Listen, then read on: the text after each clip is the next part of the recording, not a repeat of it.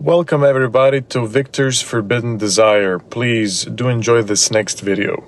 Avery's horse blocks the gate. 20 men at his back, dust rising like smoke off the dry Wyoming earth. Broderick Hale stands in that doorway. No shirt, no hurry, rifle loose in one hand, and he does not move. Behind him, pressed against the cabin wall, Caspian Reeves can feel his own heartbeat in his teeth.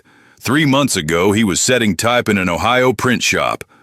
Now this man, this immovable, impossible man, is the only thing standing between him and a bullet. Avery sneers. Hand over the deed, Hale, and hand over your boy. Broderick's jaw tightens. Something shifts behind his eyes. Something that was already decided a long time before this moment. My boy, he says quietly, doesn't go anywhere. If you want to hear uncensored, too hot for YouTube stories, check out my Patreon in the description. Tell us where you are watching from and subscribe. He was not a large young man, not small either, but built in the manner of someone who had done work without ever having been broken in by it. Lean through the arms and narrow at the shoulder, with a face that still carried the last traces of boyhood in its unguarded expressions. His hair was the color of late summer wheat, thick and somewhat overlong, fallen across his forehead in a way that he kept pushing back with 2 fingers, a nervous habit that the heat made worse. His eyes were pale green, almost startling in their clarity, the kind of eyes that noticed everything and gave away too much of what they noticed. The letter in his pocket was addressed to one Broderick Hale of the Hale Quarter Horse Ranch, some 4 miles southwest of Harrow Bend, along the Creek Road. Caspian had written 3 times before receiving a reply, and the reply had been brief to the point of curtness. Need a hand. Can offer bed, meals, and fair wage for honest work. Come, if you mean it. Those 11 words had been enough. He had packed his bag the same evening. He had grown up in a printer's house in Ohio, the youngest of 4 brothers, the only one who had never fully taken to the smell of ink and the indoor confinement of the trade. He had read every book that came through the shop, which were many, and had developed a restlessness that books only made worse rather than better, filling his head with visions of open land and wide sky and the kind of life that required the whole body to live it. His mother called it wandering fever. His father called it foolishness. His 3 older brothers called it nothing at all because they were already settled into their respective apprenticeships and had no patience for a younger brother who kept staring out the window. But Caspian had written those letters.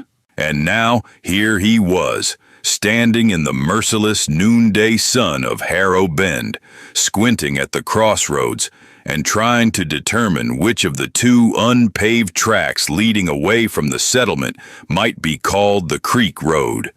A woman sweeping the plank walk in front of the general store looked at him with the particular expression reserved for the newly arrived and the clearly lost. He tipped his hat.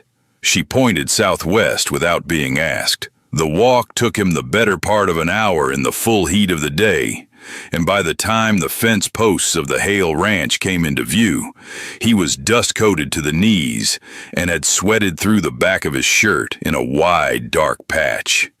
His mouth was dry. The canvas bag, which had seemed light enough when he started, now pulled at his shoulder with an insistence that made him change hands every few minutes. He stopped at the gate, which was a proper gate, solid timber and square, hung straight and swinging on well-oiled hinges, not the kind of sagging, bawling wire affair he had passed 3 of on his walk out. The fence line itself ran true and tight, the posts driven deep and even, the rails clean and unrotted. He noted these things without quite knowing that he was noting them. Someone here took pride in what they built. The yard beyond the gate was swept clean of the worst of the loose dirt. A long, low stable ran along the south side, and from inside it came the sounds of horses, not agitated sounds but settled ones, the deep, satisfied shifting of animals in good condition, A well with a hand pump stood near the center of the yard. Beyond the stable, the main cabin was larger than he had expected. 2 rooms at least, maybe 3, with a broad covered porch running the full length of the front, and a second smaller structure set off to one side that he could not immediately identify. He unlatched the gate and came through and pulled it shut behind him. No one appeared. The yard was still in the afternoon heat. A pair of spotted hens moved without urgency beneath the porch. A water trough near the stable rippled faintly in the hot wind. Caspian stood for a moment uncertain of the proper etiquette of arrival at a working ranch, and then called out toward the stable in a voice that came out somewhat less assured than he had intended. The sound that answered him was not a voice. It was a heavy rhythmic striking, iron on iron, coming from somewhere behind the stable. He followed the sound around the back corner of the building and stopped. The man working the anvil had his back to Caspian. He was shaping something, a piece of bar stock by the look of it, working it with a hammer that would have been heavy labor for 2 hands, but which he swung with one, turning the metal between strikes with the tongs in his other hand, in a motion so practiced it looked nearly effortless. He wore no shirt in the afternoon heat. The muscles of his back moved beneath skin, bronzed dark by years under the frontier sun, and they moved in ways that Caspian's 19-year-old mind, unprepared and entirely unguarded, could not seem to look away from. His hair was black and cut close at the sides, longer on top and pushed back from his face. He was not a young man, not old either.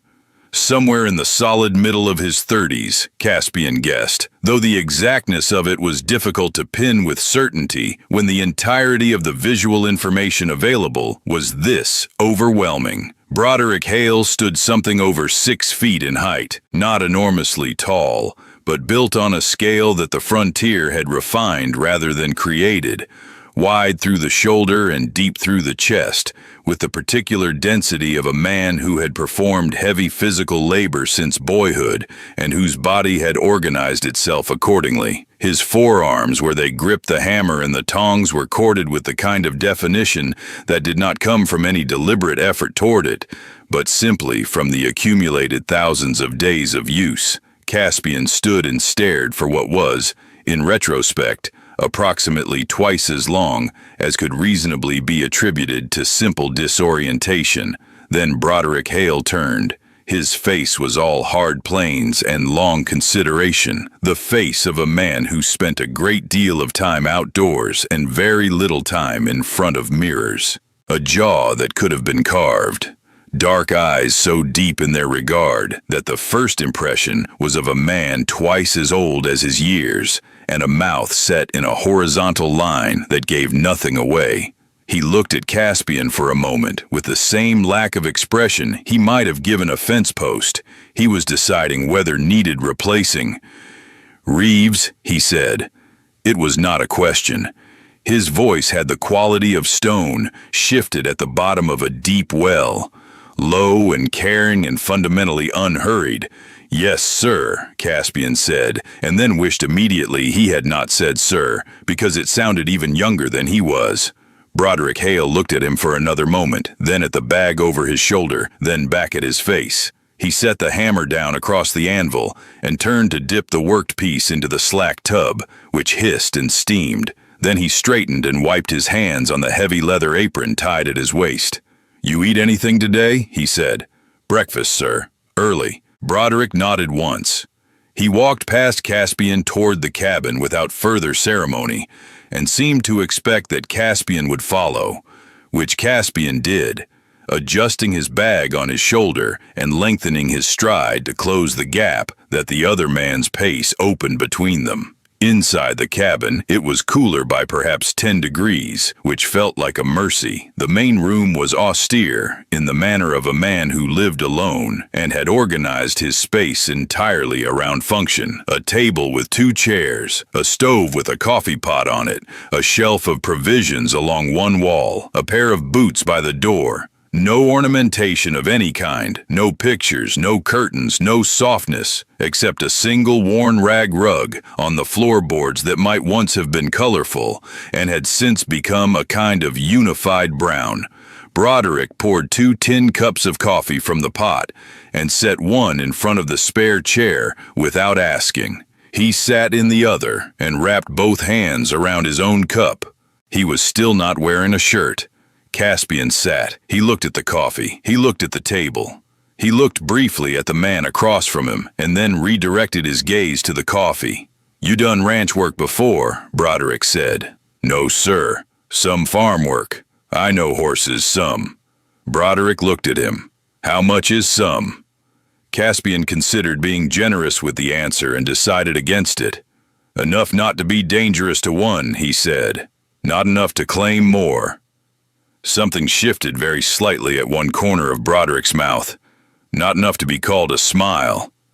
More like the acknowledgement that one had been a possibility. "All right," he said. "I'll show you what needs doing. You watch careful the first time. Do it yourself the second. Ask when you don't know, rather than guess wrong. You sleep in the hands room off the back of the stable. Your meals come from my kitchen. $3 a week plus what I listed." He paused. "Any of that a problem?"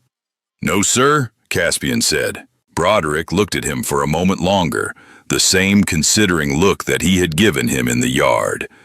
Then he stood, picked up his cup, and went back outside, leaving Caspian sitting at the table with his coffee and the sudden pressing awareness that the next considerable stretch of his life was going to be lived in close proximity to a man who was causing him a degree of internal disturbance that he had no established framework for addressing.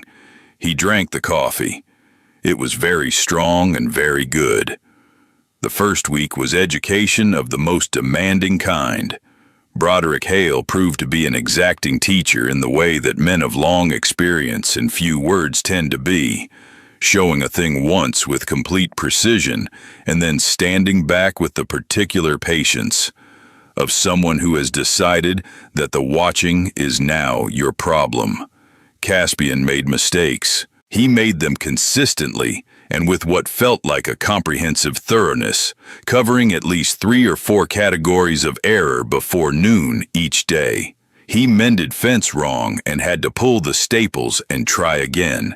He mixed the feed wrong and learned through demonstration why the proportions mattered. He misread a horse's mood and spent 45 minutes and a quantity of personal dignity retrieving a lead rope from the far end of the paddock. Broderick never raised his voice. He also never pretended the errors had not happened. He simply corrected them with the same level of efficiency he applied to everything else, and moved on to the next thing. After 4 days of this, Caspian found that the anticipation of getting something right had become a more powerful motivator than any fear of getting it wrong. On the morning of the 5th day, he caught a correction from Broderick before the man had to make it, recognized his own mistake mid-motion and adjusted, and glanced up to find the rancher watching him with that almost not a smile expression, and felt something warm spread through his chest that had absolutely nothing to do with the morning heat.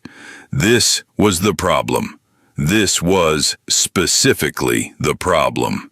It had been the problem since the moment he walked around the corner of the stable and saw Broderick Hale at the anvil, and it showed no signs of resolving itself with the passage of time.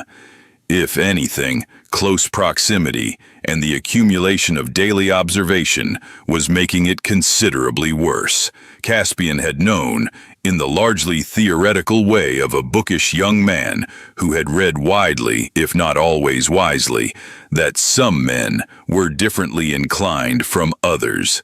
He had come across the subject in the course of his reading, addressed in various registers from the clinical to the condemnatory to, occasionally, the quietly matter-of-fact. He had understood it intellectually. He had understood it in certain private and unexamined moments, somewhat more than intellectually. But he had never before found himself living and working at close range beside a specific and particular man whose specific and particular presence made the theoretical entirely. urgently concrete. Broderick Hale moved through the world with the economy of motion that Caspian found himself cataloging against his will. The way he handled the horses, sure and unhurried, and the way they responded to it. The way he looked at a problem before he addressed it, turning it over with his eyes, the way a craftsman turns a piece of material to find the grain before he cuts. The sound of his voice in the quiet morning, given the day's work in those same short, exact sentences that gave no more than was needed and wasted nothing. The way he poured coffee in the dark of early morning with his hands still rough from sleep. The hands were their own particular difficulty. Caspian had not previously had occasion to think about hands as a subject of any particular significance. He was revising that position comprehensively. He said nothing, of course. He said nothing because there was nothing to say, or rather because nothing that could be said had any reasonable outcome he could identify. He was a 19-year-old farmhand from Ohio, 3 weeks employed, sleeping in a room off the back of another man's stable, in a time and place where the thing he was beginning to understand about himself was the kind of secret men kept like a coal, kept under coals, carefully tended and entirely hidden, because the alternative was a species of destruction. So he worked. He worked with everything he had, every day, pushing himself past the point where his hands stopped hurting and went numb, and then past the point where they started hurting again, because physical exhaustion was a mercy of a kind, and because the work itself was genuinely absorbing once he learned enough to stop making quite so many errors, and because Broderick Hale would occasionally say something like, "not bad," or "you're getting the feel of it," and those 3 or 4 words were worth more to Caspian's state of mind than anything else in his immediate environment. The bathhouse was the problem he had not anticipated.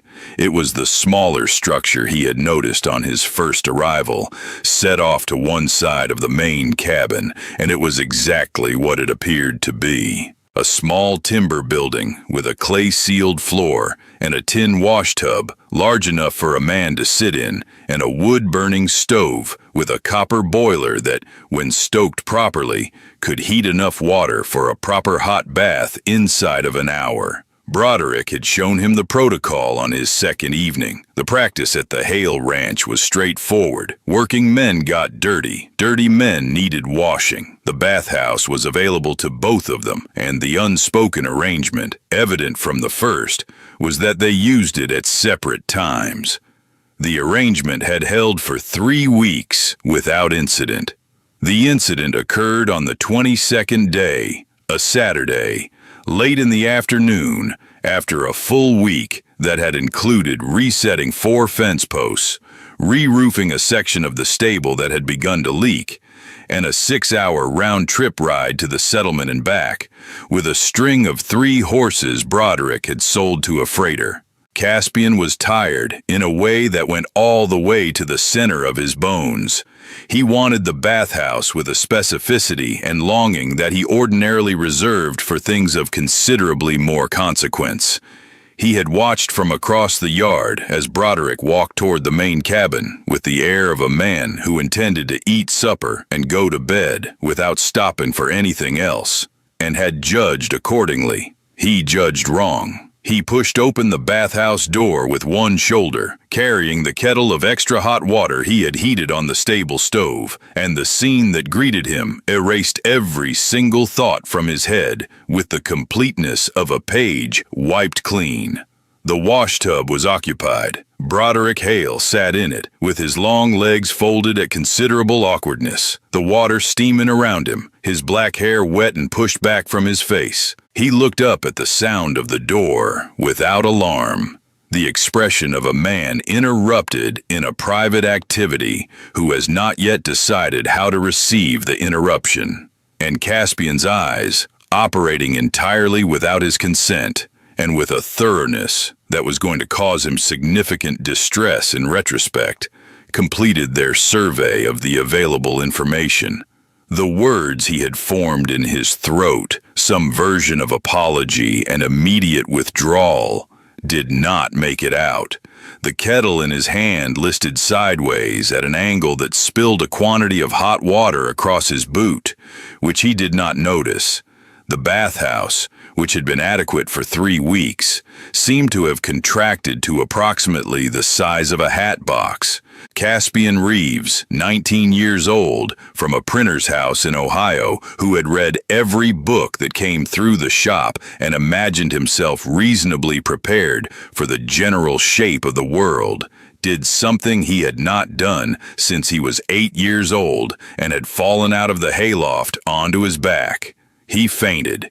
He went down with relatively little drama, the kettle clanging on the clay floor as his grip released, his knees folding in the graceless manner of a man who has departed his legs without notifying them first, and sat down hard against the bathhouse wall, and then continued down until he was a long, pale heap in the small space between the door and the wash tub. The silence that followed was considerable. Then there was the sound of water displaced, and the sound of large feet on clay, and the sound of Broderick Hale saying, in a voice that was not without a certain careful restraint, "Well." Caspian came back to himself in stages, which was the mercy of it. The first stage was just sound, the creak of the bathhouse, the hiss of the stove. The second was sensation, the clay floor under his cheek, cool and slightly damp. The third was memory, arriving with the force of something dropped from a considerable height. He opened his eyes. He was lying on his side on the bathhouse floor. Broderick Hale was crouched over him, wearing his trousers but not yet his shirt, his expression occupying a careful middle ground between concern and something that Caspian could not immediately classify, because his capacity for classification was still assembling itself from the scattered pieces. "There he is," Broderick said. His voice was even, not unkind. Caspian attempted to sit up. His arms cooperated imperfectly. A hand closed on his upper arm and helped him, steadying him against the wall with a grip that was not gentle in the tender sense, but was entirely sure, and sure was what was needed. "I apologize," Caspian said. His voice came out scraped thin. "For what?" Broderick said. "I should have knocked." Broderick looked at him for a long moment. Caspian could not meet his eyes. He stared instead at the middle distance, which happened to be approximately Broderick's collarbone, and then corrected that error by addressing his gaze to the floor. "You hit your head," Broderick said. "I don't think so. You went down hard." Broderick's hand, which had not fully withdrawn, checked the back of Caspian's skull with a matter-of-fact efficiency, fingers moving through his hair with a brisk impersonal thoroughness that was somehow worse to endure than any deliberate tenderness would have been, because it was not deliberate. It was simply the automatic care of a practical man checking for damage. "Nothing broken," Broderick said. "No, sir." Another silence, a long one. Caspian waited for it to end with the specific resignation of someone facing an inevitable accounting. "Boy," Broderick said, and stopped. He had not called Caspian boy before. It landed with a particular weight. Then he started again. "How old did you say you were?" 19. Broderick sat back on his heels, his arms resting easy on his knees, and looked at Caspian with that same long, regarding look that was his habitual response to problems that required genuine consideration rather than quick action. His face gave nothing away, but he did not stand up and move away, which Caspian's entire nervous system was braced for. "You're all right," he said at last. It was somewhere between a question and a statement.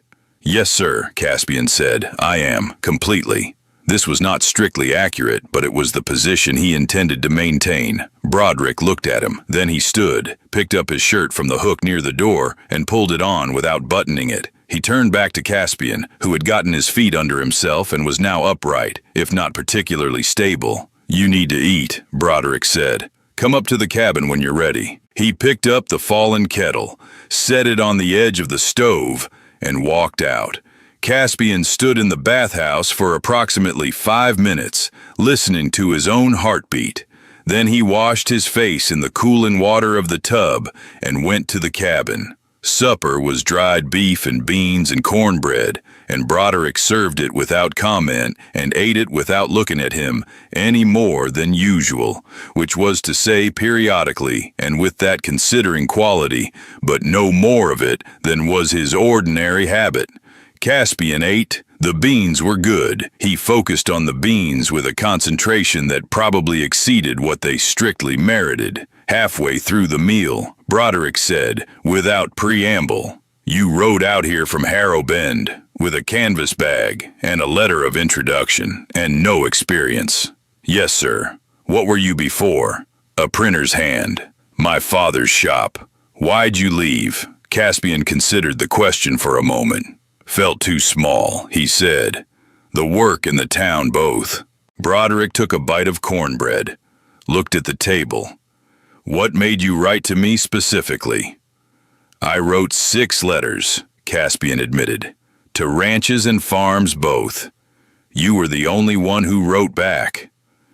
Something passed across Broderick Hale's face, something that Caspian might have called surprised, if the word seemed less incongruous applied to a man of that particular granite composition. "6 letters," he said. "6 letters." Broderick was quiet for a moment. Then he said, "I haven't had a hand out here in 2 years. The last one stayed 4 months and decided to try his luck in Arizona." He said it the same way he said most things, without inflection, but Caspian heard what was underneath it, the way you heard wind under a door. "Why'd he go?" Caspian asked. He was not sure why he asked it. It was not strictly a safe question given the current composition of the conversation. Broderick looked at him directly. He said, "I wasn't sociable enough." Caspian thought about that. "Are you?" he asked. Broderick's mouth did the thing at the corner. "No," he said. "Not particularly." "I don't require it," Caspian said. "Sociability. I can fill time well enough on my own." Broderick looked at him for a longer moment this time. Then he went back to his beans. After supper, Caspian washed the dishes in the basin without being asked, because there were 2 sets instead of 1, and it seemed the natural thing. And Broderick watched him do it from his seat at the table, with his coffee cup in hand, and said nothing, which was as close to approval as Caspian had learned to read it. He walked back across the dark yard to the hands' room by the stable and sat on the edge of his cot in the dark for a while without lighting the lamp. The horses shifted and breathed in the stable beside him, and the prairie wind moved through the boards, and the stars above the Wyoming sky were extraordinary in their completeness. He thought about Broderick Hale for a very long time. Then he thought about the fact that he was going to have to stop doing that, or at least stop doing it in any direction that involved hope, and that this was going to be one of the harder things he had set himself to do, harder than the fence posts, or the stable roof, or the 6-hour ride. He made himself a private accounting of all the reasons. He was an employee. He was 19. He was in a time and place where the thing he was understanding about himself was simply not safe to act on in any direction. He was living in another man's space at that man's sufferance. He had already fainted on the man's bathhouse floor, which was a degree of undignified beginning that precluded most of the available directions. He lay down on the cot and closed his eyes. He thought about Broderick Hale's hands checking the back of his skull in the bathhouse, and the matter-of-fact steadiness of the grip on his arm. He thought about this for considerably longer than was wise. Then he went to sleep. Sunday was the half-day at the Hale Ranch, which Caspian had learned meant that the morning work was done with the same thoroughness as any other morning, and the afternoon was nominally free. Broderick spent it doing the kind of work he apparently chose for leisure, which turned out to be the same as the work he did during the week, except without immediate external necessity, mending tack or sharpening tools or walking the fence line to look for problems before they became problems.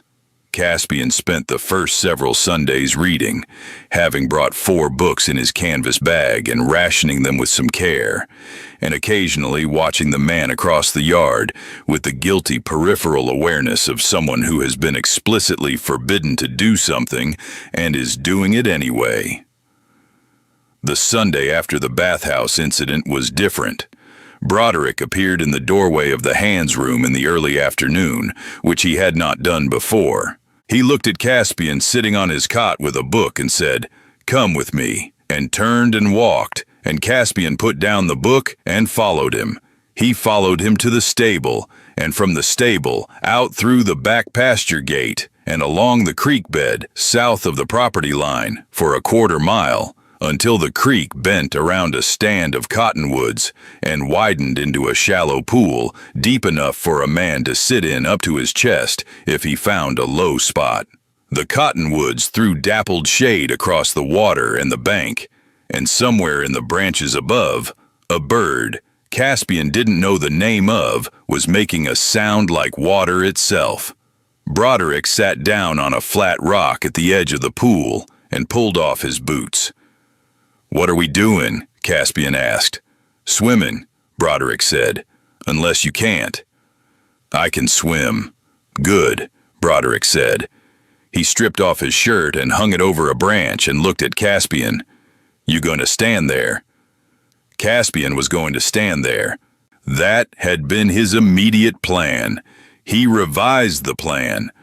The water was cool in a way that the air was not, and clear down to the pebbled bottom, and sitting in it, in the shade of the cottonwoods with the afternoon light coming through in pieces, was the closest thing to relief that the Wyoming summer had offered him since his arrival. He sat up to his chest in a shallow area and watched Broderick Hale, who had waded out to the deeper part and was now floating on his back, with his eyes closed, his arms extended, entirely motionless, with the expression of a man experiencing something he did not talk about and did not feel the need to. He looked different like this, still immovable in the basic sense of him, but somehow less contained, less organized against the world. He floated with the same unhurried ease he brought to everything else, but there was something in the closed eyes and the motionless drift of it that was the nearest Caspian had seen to him being anything other than deliberately composed. Without opening his eyes, Broderick said, "You going to read me the water?" "I wasn't," Caspian said. "Your eyes are loud," Broderick said. He still hadn't opened them. Caspian felt heat climb up the back of his neck that had nothing to do with the afternoon sun. "I apologize," he said. Broderick opened his eyes, righted himself in the water, looked at Caspian with the full weight of that dark, steady regard. For a moment neither of them said anything, and the bird in the cottonwoods made its water sound above them, and the creek moved gently around the bend and on. "Boy," Broderick said. "I wish you'd stop calling me that," Caspian said. It came out before he could stop it. Broderick looked at him. Caspian looked at the water. The silence was a specific kind now, charged at its edges in a way he could feel at the base of his sternum. "Caspian," Broderick said. It was the first time he'd used his name, just the name, nothing before or after it, in that low, careful voice. It arrived like a hand placed flat on the center of the chest. Caspian looked up. Broderick was still looking at him. The expression on his face was not the ranging, considering look he used for problems and fence posts and horses. It was something different, something that Caspian did not have an existing category for, which was perhaps why it took him a moment to understand what he was seeing. There were things, Broderick said slowly, that a man could understand about another man, without either of them having to say them. The bird in the cottonwoods went quiet. Caspian said, "Yes, sir." Broderick's mouth did the corner thing, and this time it went further. This time it was unequivocally a smile. Brief and without ceremony, but entirely real. He said, "You don't have to call me sir. What should I call you?" Caspian asked. His voice came out steadier than he had any right to expect. "Broderick," the man said. Just Broderick. The name settled between them in the afternoon water like a stone dropped to a clear bottom, visible and real and changing the way the light fell around everything it touched. Broderick. Just Broderick. Not the title that kept a careful distance between employer and hand, not the word that had been Caspian's way of reminding himself of the arrangement and its proper limits. Just the man's name, offered simply, and with it a door open that had previously only been hinted at through the space between its frame. Caspian nodded. The water moved around them. The afternoon light shifted in the cottonwood branches and made gold patterns on the surface of the pool that shook and resettled with each small wind. If part one left your heart in your throat, then you already know what this story cost to walk away from. Everything you have been waiting for is right here in part 2. If you want to support more stories like this one, find us on Patreon where every new episode arrives first. Now let us finish what we started. They stayed another hour at the creek pool, not talking much, but the silence was so different from every silence that had preceded it that it might as well have been a different element entirely. When they walked back along the creek bed to the ranch in the late afternoon, the shadows had grown long, and the air had taken on the particular quality of late summer evenings in Wyoming, cooling fast once the sun dropped behind the ridge, carrying the smell of dry grass and the distant water, and something underneath both of them that Caspian could not name, but would not have traded for anything in the settled and predictable world he had left behind him in Ohio. Supper was quiet in the new way. Broderick cooked without ceremony. The same dried beef and beans and cornbread he produced most evenings, and they ate at the table, and the lamp burned between them, and neither of them talked very much. But the not talking was a full kind of silence now, shared rather than merely simultaneous. Once Broderick said something about the mare's foreleg, and Caspian answered. And once Caspian asked about the summer rainfall, and whether the creek pool ran all year, and Broderick said it did, except in the worst drought years, and that was the whole of it. But it was enough. After the dishes, Broderick poured the coffee, and they sat with it. And at some point, Broderick reached across the table and put 2 fingers briefly on the back of Caspian's hand where it rested on the wood, and then took them away, and went back to his cup. It was nothing. It was also the most deliberate thing that had happened between them, deliberate in the specific way that characterized everything Broderick Hale did, which was to say it had been considered and chosen, and was therefore worth exactly what it cost to offer. Caspian looked at his hand, then at Broderick, who was looking at his coffee with the expression of a man who has said what he intended, and was content to let it stand without elaboration. He walked back to the hand's room that night with the 2-finger weight still present on the back of his hand, as though the gesture had left something behind in the skin. The weeks that followed were a new kind of education. Caspian had spent his first month at the Hale Ranch learning the work. He spent the next month learning the man. The distinction was subtle in the way that subtle things were when they turned out to matter enormously, because learning Broderick Hale was in many respects identical to learning the ranch and the land it sat on, both requiring patience and sustained attention and the willingness to take what was offered without demanding more than was ready to be given. What was offered was considerable, understood correctly. Broderick Hale, who did not talk for the pleasure of hearing himself, talked more. Not a great deal more by any ordinary measure, but by the measure of the man himself, it was a significant expansion of territory. He told Caspian things about the land, the way the seasonal changes moved through it, The places along the creek where the water ran cold, even in August.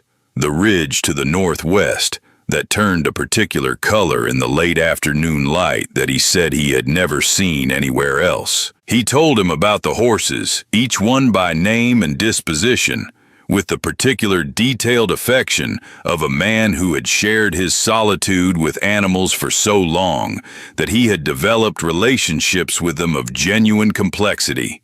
He told him once about a winter 5 years back when the temperature had dropped so far below zero for so many consecutive days that he had brought all 4 horses into the main room of the cabin and slept on the floor beside them, and said it with the straightforward matter-of-factness of someone reporting a practical decision that had also been, in retrospect, one of the stranger weeks of his life.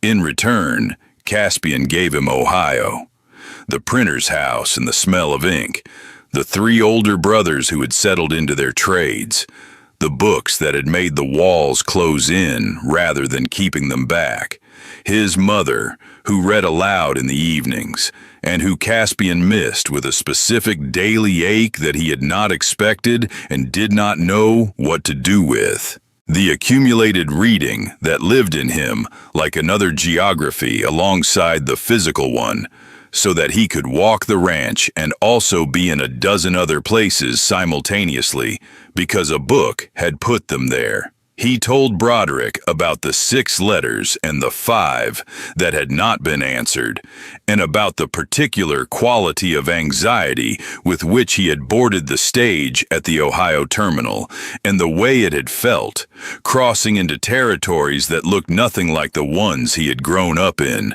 like the beginning of something rather than the end. Broderick listened with the same quality of attention he gave to fence lines and weather, total and unhurried and not performative. When Caspian said something that struck him, he would be quiet for a moment in a way that communicated he was actually considering it rather than waiting for the next thing to say. Twice, he asked a question that went to the center of something Caspian had said without quite having said it, and both times, Caspian looked at him with the faint startlement of someone who has been genuinely heard, which was an experience he had not had enough of. The Sunday Creek pool continued. The bathhouse remained a place of scrupulous alternating schedule.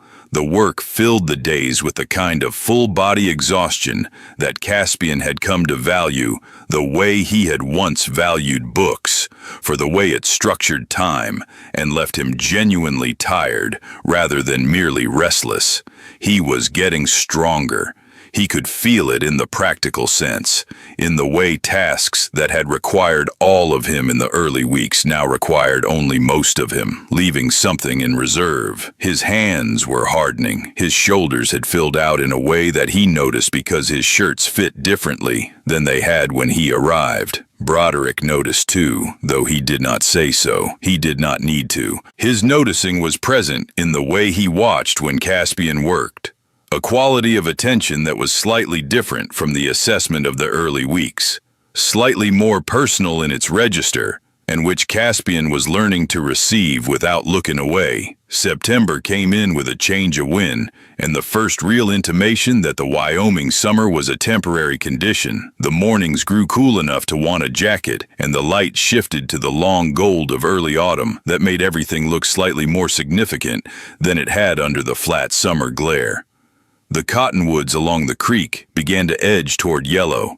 The mare's foreleg healed, and she moved sound again, which Broderick noted with a satisfaction he expressed by a single quiet nod and an extra measure of grain in her evening feed. It was on a Tuesday in the first week of September that the thing happened that changed the shape of the remaining season, and with it the shape of something considerably more lasting. Caspian was working alone in the near paddock, replacing a gatepost that had worked loose in the dry summer ground, when he heard the sound of a horse coming up the creek road at a pace that was not casual. He straightened and shaded his eyes. The rider came through the main gate without stopping to announce himself, which told Caspian something, and pulled up in the yard in a scatter of loose dirt. He was a heavy-set man with the kind of face that had been weathered into a permanent expression of displeasure, wearing a coat that had once been good quality and had declined with wear. He looked around the yard and then at Caspian with a particular lack of interest of a man who had not come to see the hired help. "Where's Hale?" he said. "In the stable," Caspian said. The man did not dismount. He turned his horse toward the stable entrance and rode up to it and called Broderick's name with a flatness that suggested familiarity of the sort that had not ended well. Broderick came to the stable door. He looked at the man on the horse, and his expression did not change, which meant, Caspian had learned, that he was not pleased. "Avery," Broderick said. The man called Avery leaned one forearm on his saddle horn. "I hear you've been sending stock to the Harrow Bend market the last 2 months." "I have," Broderick said. "Those are Kellerman horses you've been selling. They're Hale horses. I bred and raised them." Avery's expression shifted into something that fell short of a smile and overshot a sneer. "Kellerman says different. Says you took 2 of his mares some years back and the stock you've been selling comes from those bloodlines. He wants payment or the stock returned." Caspian watched Broderick's face. The very stillness of it was a kind of intensity, the way a river went smooth just before it went fast. "I bought those mares," Broderick said. "Paid Kellerman directly, in cash, for which he gave me a receipt that I still have. I will be happy to show that receipt to any court that is interested in seeing it." "Kellerman's memory on the matter is different," Avery said, "and Kellerman has friends in Harrow Bend." Broderick looked at him. "I'm sure he does," he said. "So do I." A silence. Avery's horse shifted under him. The man looked out across the yard and then back at Broderick, and there was something calculating in the look, the measurement of an advantage not yet secured. "7 days, Avery said. Kellerman's given you 7 days to produce documentation or make payment for 4 horses at current market value. After that, he'll take the matter to the circuit judge." Broderick's voice came out flat and final. "Tell Kellerman to bring it to the judge now if he likes. I'll be there." Avery looked at him for a moment, then at Caspian, then back at Broderick. He turned his horse and rode back out the gate without another word. The dust he left behind settled slowly. Broderick stood in the stable doorway looking after him. Then he turned back inside. Caspian heard the sound of tools resumed, quiet and deliberate, and waited.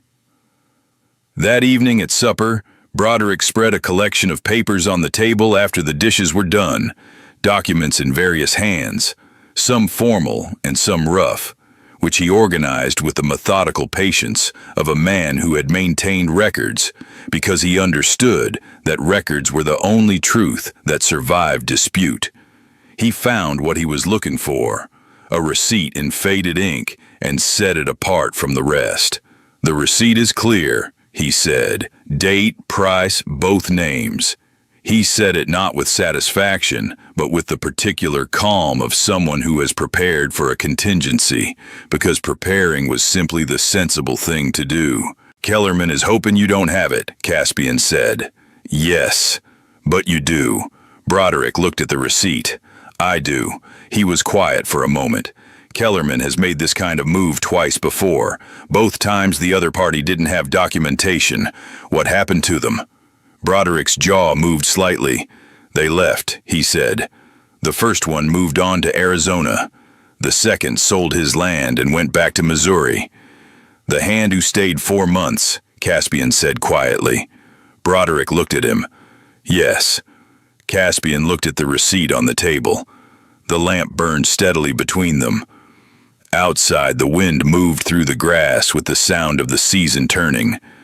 "You're not going to move on," Caspian said. It was not a question. "No," Broderick said. And then, after a pause, "Neither are you." It landed the way the 2-finger touch had landed, simple and deliberate and with a weight behind it that was precisely measured. Caspian looked at him. Broderick was looking at the papers on the table, his expression unchanged, but there was something different in the set of him. The slight additional stillness of a man who has said something he has been working toward and has now said it and is waiting to see how it lands. "No," Caspian said. "Neither am I." Something in Broderick's shoulders settled almost imperceptibly. He gathered the papers and returned them to the oilskin folder in which he kept them, and tied it closed, and set it on the shelf, and went to bed. Caspian sat at the table a while longer with the cold coffee and the dying lamp, and felt the particular quiet warmth of a man who has been told, in the particular language of a particular kind of person, that his presence has become something more than practical. The circuit judge came through Harrow Bend in the 3rd week of September. Broderick rode in on a Tuesday morning with his oilskin folder under his arm, and Caspian beside him, which was Caspian's own decision, arrived at without discussion, and which Broderick had not questioned or discouraged when Caspian simply saddled his own horse alongside and mounted and came. The hearing was brief and lacked drama. Broderick laid the receipt before the judge without preamble and said nothing further than was asked. Kellerman, a red-faced man of middle age whose confidence had been calibrated to the assumption that documentation would not exist, found his arguments poorly suited to its presence. The judge dismissed the claim. Kellerman left the hearing room without looking at Broderick. His man Avery, sitting in the back, looked at Caspian on his way out with an expression that was meant to be threatening and arrived at merely unpleasant. Broderick came out of the hearing room into the September sunlight and stood on the plank walk for a moment.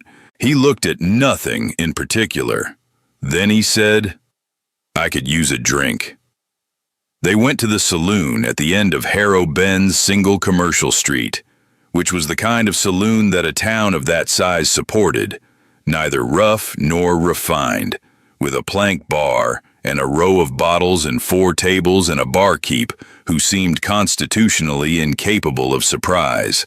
Broderick ordered whiskey. Caspian ordered the same, though he wasn't, in strict honesty, a practiced whiskey drinker. He managed the first sip with more grace than the second. Broderick watched this. The corner of his mouth moved. "It's good," Caspian said, and meant approximately 60% of it. Broderick took his own glass and turned it slowly in his hand. Then he said, "You didn't have to come." "I know," Caspian said. Broderick looked at him sidelong. "Thank you." It was such a spare word from such a spare man that it arrived with the force of a paragraph. Caspian looked at his whiskey. "You didn't need me," he said. "You had the receipt?" Broderick was quiet for a moment. "No," he said carefully. "I didn't need you for the hearing." He paused. "It was good to have you there." Something opened in Caspian's chest like a window in a closed room. The ride back was 4 miles along the creek road in the afternoon sun, the horses moving easy on familiar ground, and neither of them said much. But the quiet between them on horseback was a good kind. The kind that fit the rhythm of the horses and the light on the dry grass and the whole long open afternoon ahead of them.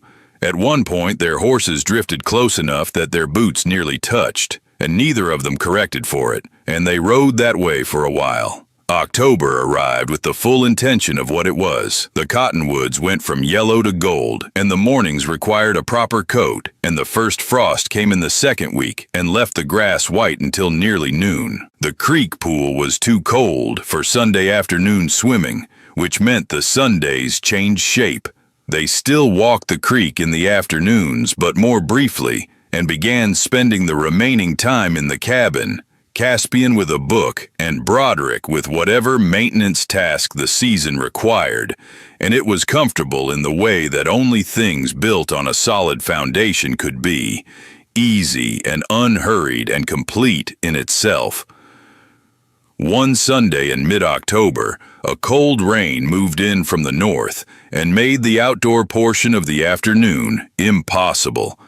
They came in from the morning chores already wet through, and Broderick built up the fire in the main room, and they sat with coffee in the rain on the roof, which in a timber cabin in Wyoming made us sound like the whole world settling in for the evening, and Caspian had not felt this particular kind of contentment in any life he had previously inhabited.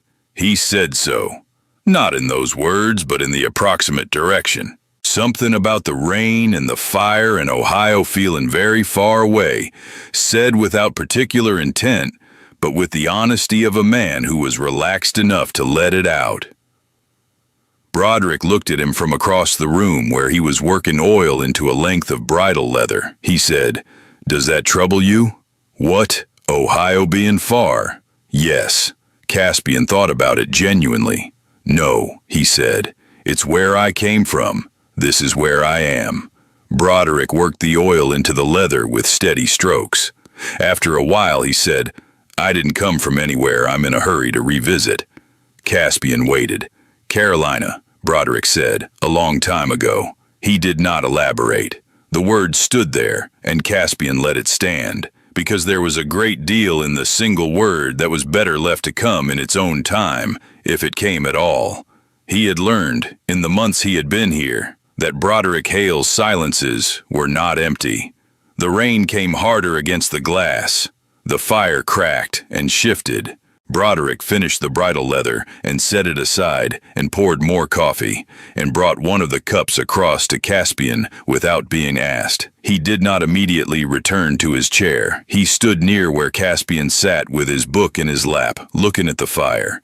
And the proximity was different from the proximity of work or the creek pool, more deliberate in its stillness. Caspian set the book down. He looked up at Broderick. Broderick looked down at him. The firelight made the planes of his face more pronounced, the line of the jaw, the depth of the eyes. He had the expression of a man who has been considering a question for a long time and has arrived, finally, at something approaching an answer. He sat down beside Caspian on the bench, not across the room in his own chair, beside him on the same bench, close enough that their arms were nearly touching, that the warmth of him was a distinct presence against the chill that came through the cabin walls despite the fire. Caspian breathed. The rain on the roof was steady and complete. "You said," Broderick said slowly, "that you didn't require sociability." "I remember." "I am not," Broderick said, "a man of large gestures. I never have been. I don't know that I know how to be." "I know that," Caspian said. Broderick looked at the fire. His hands rested on his knees. The quality of his stillness was different, the kind that preceded movement rather than simply resting in itself. "What I can offer," he said, "is what I have, which is this place and the work of it, and whatever a man who has been alone a long time has kept, that is still worth offering." He stopped. The rain came down. The fire said what fire says in a closed room. Caspian said, "Broderick." The man looked at him. Caspian said, "That is more than enough. It is considerably more than enough." For a long moment, Broderick Hale looked at him with the full weight of those dark eyes in the firelight, and what was in them was not the calculated assessment of the early weeks, nor the careful, restrained warmth of the creek pool Sundays. It was something older and more urgent, something that had been under the surface of all of it since the afternoon in the pool, when he had used Caspian's name for the first time and called him back from the country of cautious distance. He put his hand on the side of Caspian's face, the same as the creek pool, one hand, flat and warm and entirely deliberate. But this time he did not take it away. Caspian turned his face into it, the smallest motion, involuntary and absolutely honest. The firelight moved across them both, and the rain was everything outside and nothing inside, and Broderick Hale leaned forward with the same precision and intention he brought to everything he did, the same economy of movement that wasted nothing. And when his mouth found Caspian's, it was not tentative. It was not any of the things that a first kiss between careful people might have been expected to be. It was the arrival of something that had been traveling a long distance and had finally closed the gap. Caspian had read about this. He had read about it in more than one register and more than one language, the serious and the ridiculous, and the quietly matter-of-fact. He had understood it intellectually and in certain private moments somewhat more than intellectually. Not one word of any of it had been sufficient preparation for the specific reality of Broderick Hale, who kissed with the same deliberateness he applied to bridle leather and fence posts and the back of Caspian's skull in the bathhouse, which was to say, with his whole attention and without any part of it wasted. When it ended, which was not quickly, Broderick drew back by a small distance and looked at him. His thumb moved once across Caspian's cheekbone. "All right," he said. It was not a question. It was the same register as you're all right in the bathhouse, but different now, weighted differently, asking something different. "Yes," Caspian said. He meant it in every available direction. Broderick nodded. He did not move away. He sat where he was, beside Caspian on the bench, and after a moment Caspian leaned against him, not in any dramatic or elaborate way, just the slight adjustment of leaning, and Broderick accepted the weight of it with the same equanimity he accepted most things, by remaining still and solid and entirely present. The fire burned down by degrees, and neither of them moved to add wood. The rain outside went from hard to steady to the soft continuing fall of a storm, settling in for the night. The lamp on the table burned low. Broderick said, at some point in the long, quiet evening, "You're going to need a proper coat before November." "I know," Caspian said. His voice was low and easy, the voice of a man completely at rest. "I'll take you to Harrow Bend Saturday." "All right?" They were quiet again. The rain spoke for them. Later, Broderick said, "I should tell you. There will be men who have opinions about this." "I know that too," Caspian said. "It is not without consequence. The word. The visible thing. Out here as much as anywhere." "I know," Caspian said. He sat up enough to look at Broderick. "I came out here with a canvas bag and a letter of introduction," he said. "I didn't come out here because I expected easy." Broderick looked at him in the low lamplight. His face had the quality it had worn by the creek pool, the one that was younger than his ordinary expression and more present, the face below the habitual weather of reserve. "No," he said. "I don't suppose you did. The lamp burned out, the fire was coals, and the room was lit by what it gave off, which was red and warm and sufficient. They sat together in it for a while longer, and then Broderick said quietly, 'Stay.' It was a single word. It was also, in the particular lexicon of the man who said it, a considerable one. It did not require elaboration or condition or any of the scaffolding that the same word from a different kind of man might have needed. It was simply the word and what it meant, and the fact of it being said. Caspian said, "All right." The rain came down through the October night on the Wyoming plains, on the Hale Ranch and its good fence lines and its sound stable and its 2 horses and the creek to the south and the ridge to the northwest, that turned a particular color in the late afternoon light that Broderick had never seen anywhere else. On the cabin, with the fire gone to coals and the lamp burned out, and the 2 men inside it, who had come by such different and improbable roads to the same particular point. In the morning, the rain had stopped. The air was clean the way air was clean after rain had wrung everything temporary out of it, leaving only what was permanent. The frost was heavier than it had been, the grass white and silver in the early light, the fence rails carrying a thin glaze that caught the sunrise and sent it back in pieces. Broderick was at the stove when Caspian came into the main room, the coffee already made, the air already warmer than the outside by the particular domestic alchemy of the stove and the morning habits of a man who had lived alone long enough to develop them into something precise. He glanced up when Caspian came in. The glance was the same as always in its mechanics, and different in its quality. The slight additional attention of a man for whom the room is no longer merely a room when a particular person enters it. He poured a second cup and set it on the table. Caspian sat down and wrapped his hands around it and looked at the man across the small kitchen, who was already turned back to the stove with the methodical focus of the morning, and felt something so steady and complete in his chest that he sat with it for a moment without doing anything at all, just letting it be what it was. He said, "Good morning." Broderick said, "Morning." Then, without turning, "Sleep all right?" "Yes," Caspian said, "better than I have in a long time." A pause. Broderick turned then and looked at him with the genuine smile, both corners, the one that changed his face and arrived without performance and was worth more than anything that could have been said instead. "Good," he said. They had breakfast. They did the morning chores, side by side in the manner that had become the manner of the place, each knowing without instruction what the other needed or where they would be. The particular wordless coordination of two people who have worked long enough in proximity that the work itself has become a shared language.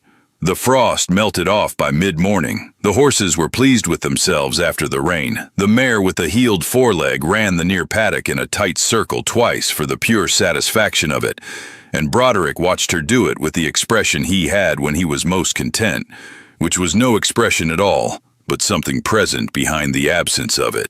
At noon, they sat on the porch with the coffee and the September sun gone, October now, and the air that particular clear cool that made distances look shorter and colors look true, and the valley below the ranch stretched south toward the creek and the cottonwoods that were nearly fully gold now. And the ridge to the northwest was doing what Broderick had said it did, going that color in the afternoon light that did not exist anywhere else. Caspian looked at it for a long time. "You're right," he said. "About the color." Broderick glanced at it. "Yes," he said. "Does it have a name?" "The color." Broderick considered this seriously, as he considered most things. "No," he said. "I have never found one for it." Caspian looked at it. The light on the ridge, the gold of the cottonwoods below, the clean air that the rain had left behind, the solid warmth of the man sitting beside him on the porch of this cabin, on this land in this particular improbable life. "We could find one," he said, "if you wanted." Broderick looked at him, then at the ridge, then back at Caspian, with the smile that was becoming, in Caspian's internal accounting of the man's expressions, one of the fundamental things he understood about who Broderick Hale was when the weather of reserve was not in the way. "Yes," he said, "we could do that." The afternoon opened around them, wide and full of the particular September into October light that had no name yet. The horses moved in the paddock. The fence lines held. The creek ran south behind the cottonwoods to the pool where the bird still made its water sound on the days that were warm enough, and where two men had sat in the shallows and first understood something about each other that neither of them had known how to say. Out on the high Wyoming plains, where the frontier asked everything a man had and gave back nothing it had not decided to give, some men built their solitude into a fortress and called the strength of it sufficient. And some men, in the particular and improbable way of lives that did not follow the lines that had been laid down for them, found that what they had built alone was merely the foundation of something that required another hand to finish. Broderick Hale had been alone for 11 years and had decided not to be lonely, because loneliness was nothing useful. And Caspian Reeves had come from a printer's house in Ohio, with a canvas bag and a letter of introduction, and the specific and stubborn conviction that the world was larger than the room he was in, and had walked 4 miles along a creek road in the full heat of a Wyoming summer, and through a gate hung plumb and true on well-oiled hinges, and had been right. This was not the end of anything. The Wyoming winters were long and demanding, and the work did not stop for them. Kellerman still existed and had friends in Harrow Bend, and his memory of events would not improve with time. The circuit judge would come through again in the spring, and there were fences to mend, and horses to winter and wood enough to cut and stack for the cold months ahead. None of it was simple, and none of it was finished. But the lamp was not burned out this morning, and the fire was not yet coals. The coffee was hot, and the horses were sound, and the ridge to the northwest was going that color that had no name yet. And on the porch of a cabin built by one man's hands in a winter that tried its best to break him, two men sat together in the good clean air of the morning after rain. And the distance between Ohio and Wyoming, between printer's ink and fence post iron, between 6 letters and 1 reply, felt exactly as navigable as it always had been for those willing to make the journey, which, as it turned out, they both were.